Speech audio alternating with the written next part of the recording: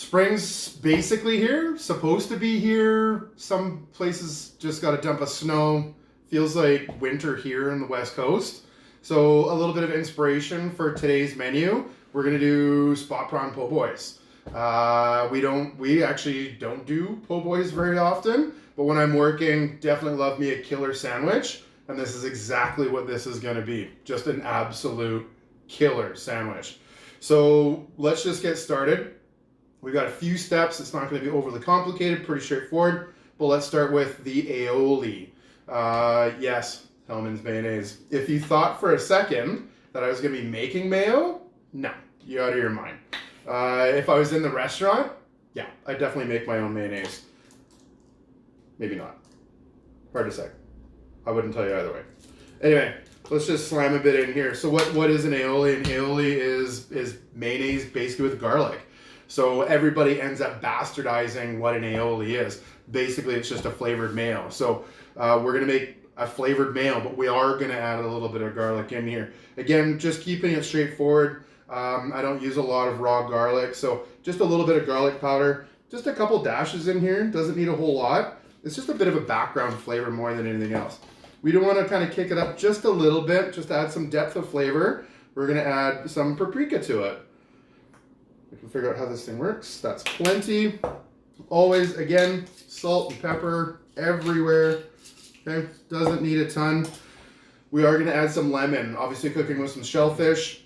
Let's throw some lemon in here. The spot prawns, by the way, are literally just right off of our shores right here. A friend of mine that goes out fishing, some people that I've met walking the dogs, he was kind enough to actually give me some spot prawns. So super fresh, super local, doesn't get any better. So that's part of our dining experience. So got a really killer rasp. It's actually a wood rasp is where these originated from.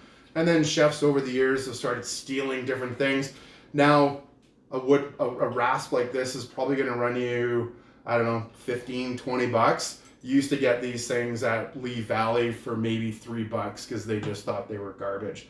Anyway, that's the progression of cooking, I suppose. So we're just gonna run a bit of fresh lemon zest into this. And we can be somewhat liberal with this because we do want that lemon flavor, and we're not gonna be adding a ton of mayo onto this. We're actually gonna do it in a bit of a different way, which is kind of fun. So some zest on there. I do want a little bit of that juice, just a quick slice in half. And maybe half a teaspoon. Really doesn't need a whole lot. We're just gonna whip it up. Trusty little spoon. It is gonna thin it out a little bit, which is what we're looking for actually. I don't want just that full consistency of mayo. I want it just a little bit looser. So there we go, that's it. That's an aioli. Super easy. Let's just give it a quick taste. Make sure it's what we need it to do. A little bit more salt. And as we let that sit, that lemon flavor and those flavors are just gonna keep escalating. That's it, lemon aioli. Second part of our po' boys, we're gonna put some romaine in there. I'm not just gonna do chunks of romaine. That'd probably be too easy. We're gonna make it a little bit more sophisticated. So I'm actually gonna show you a little bit of a trick. So I've washed these, trimmed them, they're ready to go. But I'm gonna do what's called a chiffonade. So a chiffonade is kind of like a julienne, a little bit longer, maybe a little bit fatter. So we're just gonna go for long strips of romaine, which is gonna be really neat. But there's a kind of an old fat guy chef trick to be able to make that happen. So what we wanna do is we wanna stack up all of our leaves, one inside each other, okay? And you can put in as many as you want, depends on your skills, I suppose. So just like that, okay? Now we wanna kind of roll them up like a sausage, a cigar, whatever. Doesn't matter what you want to call it. And then next we're just going to run our knife right along, and we're going to get these really neat strips. It can be as thin as you want, as thick as you want. I like mine fairly thin.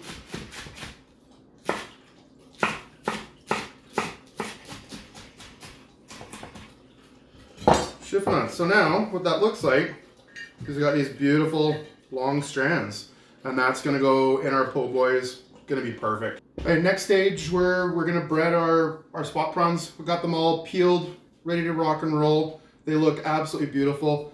Even though that they're pink, a lot of people are going to say, well, your prawns are already cooked, chef. No, they're not cooked. Spot prawns already come with this beautiful, beautiful color. They're quite delicate. They're tender, they're soft, but they pack a beautiful flavor. Beautiful, beautiful flavor.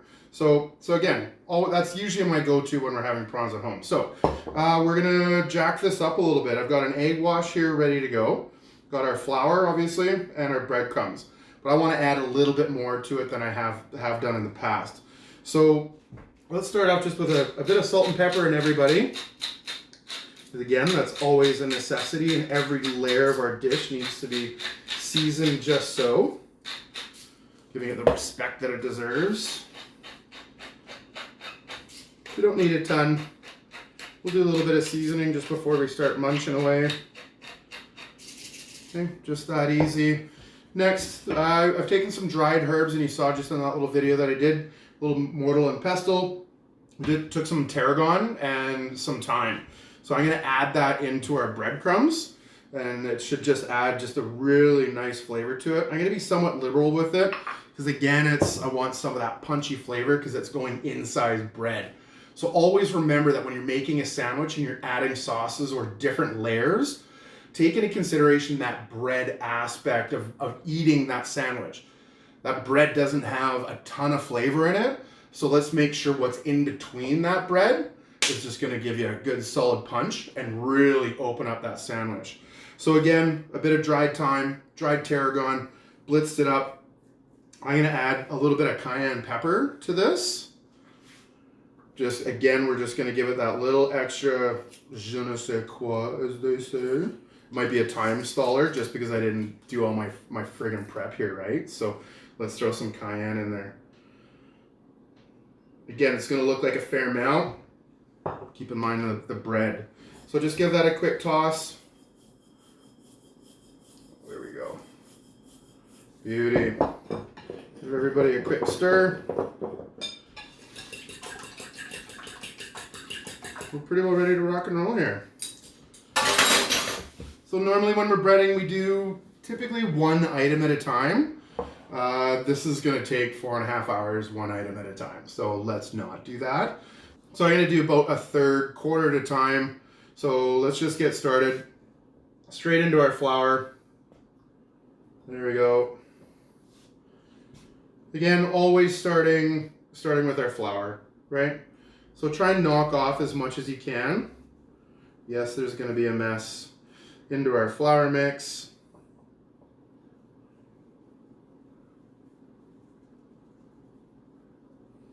There we go.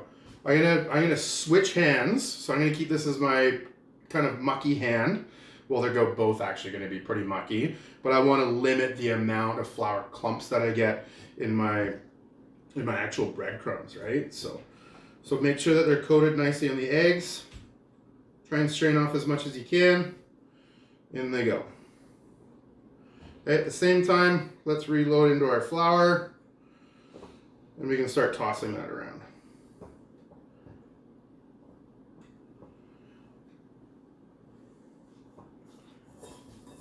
Okay, again, let's get the coating in there.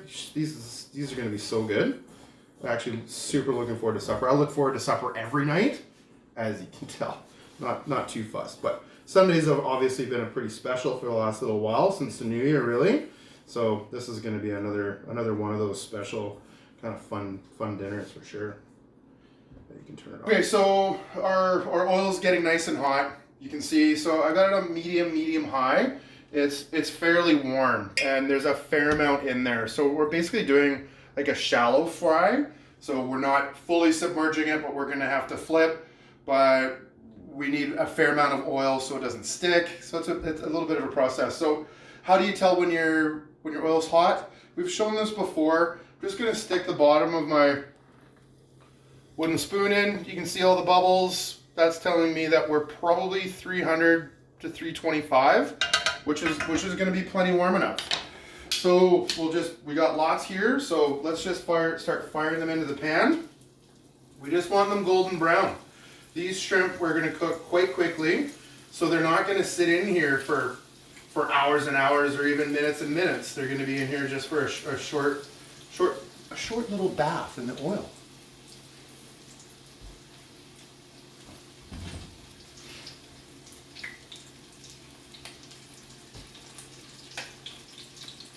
just that quick.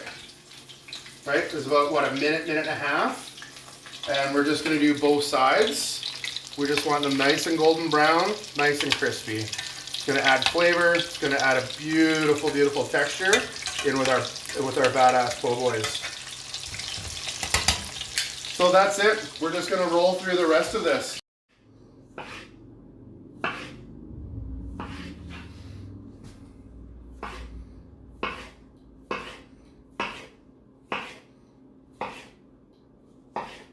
Okay, aioli's done.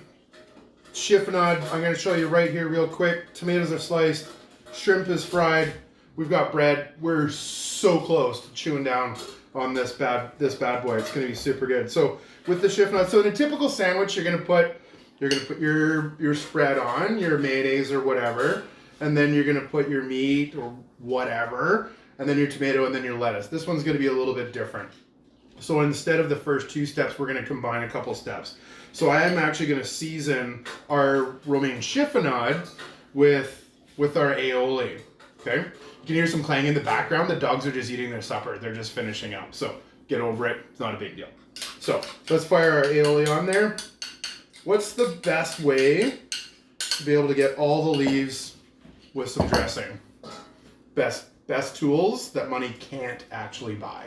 So as a chef, these are worth our weight in gold. We actually protect our hands. We try and make sure that we're not cutting ourselves. We're using all the right techniques.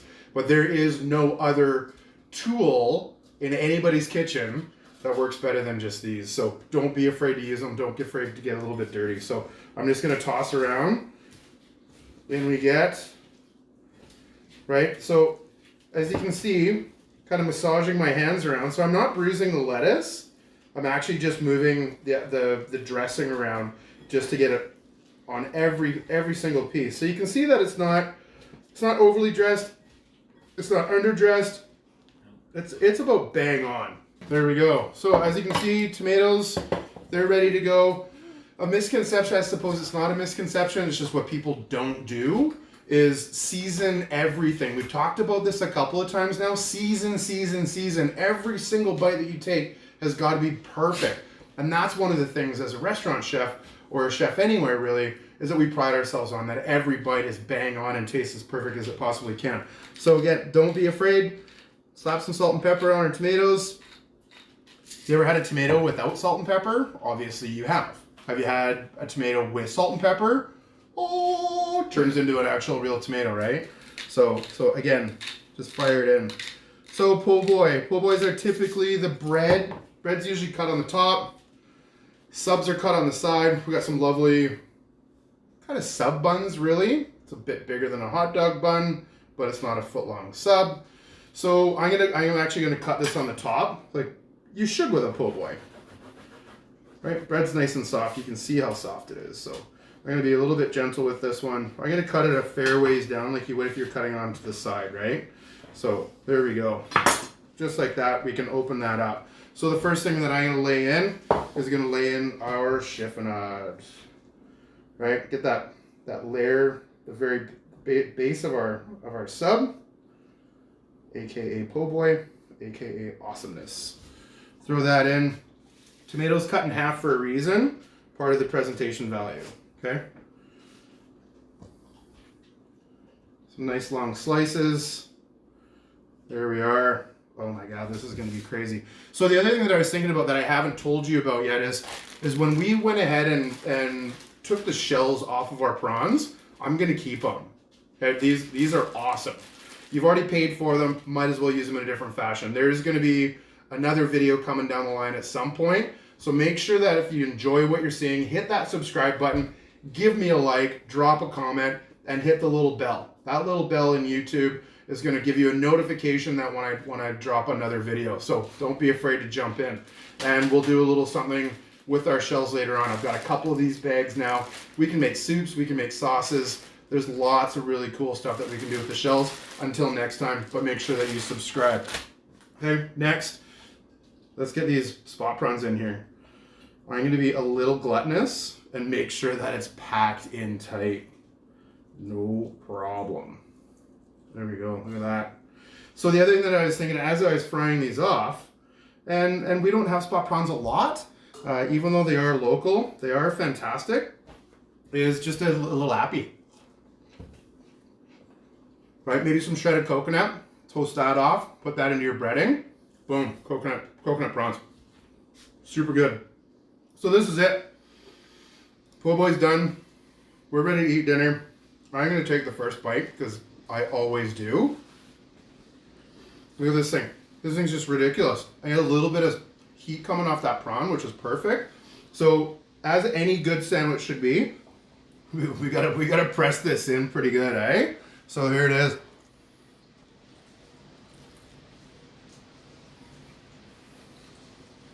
Oh yeah.